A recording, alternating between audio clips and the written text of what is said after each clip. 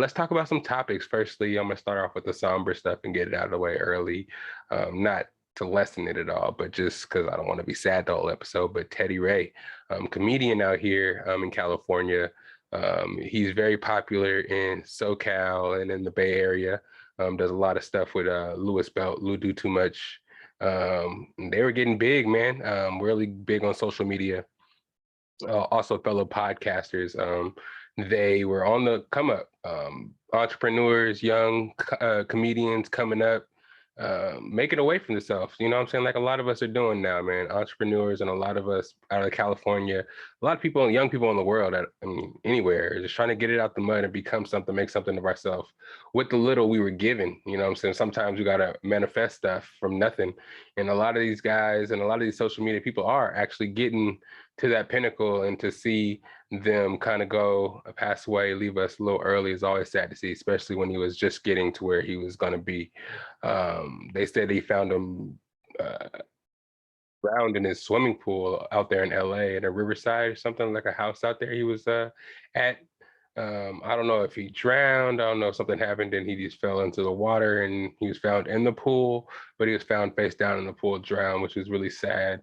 Man, it was just kind of crazy because I swear, the thing about Teddy, I swear I seen him growing up at a club or something in the Bay Area, you know what I'm saying? And to see him actually with Lewis, and he's out of Oakland, made me kind of really think that as well. Shout out to everybody who went to the Glow back in the day. If Teddy Ray was back in the Glow, back in the day, hella getting it and dancing. Maybe it wasn't him, but it really looked like him. He kind of a bigger guy, kind of like had gigs, and he kind of sounded and reminded me of him. I thought I saw him around in like East Palo Alto and a lot of local areas. So to me, I kind of felt like I knew him a little bit, but I could be mistaken.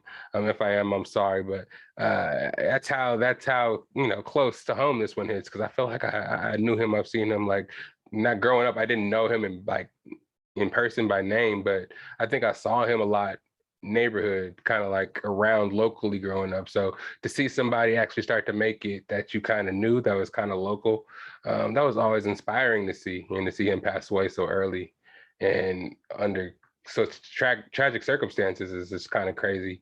RIP to him. And I know Lewis is probably going through it right now because that was his partner. They put a lot of work together, a lot of work in together to pave a lot of ways for Bay Area comedians and just creatives that in general. We see all the people in other regions kind of doing it and trying to emulate and create a community of artists, comedians, entertainers, and manifest stuff that way. And we saw actually him out there working with again Lewis and Marshawn Lynch to do the comedy thing, and just kind of like putting the Bay Area on the map in that sense, working with Mike Epps and stuff like that.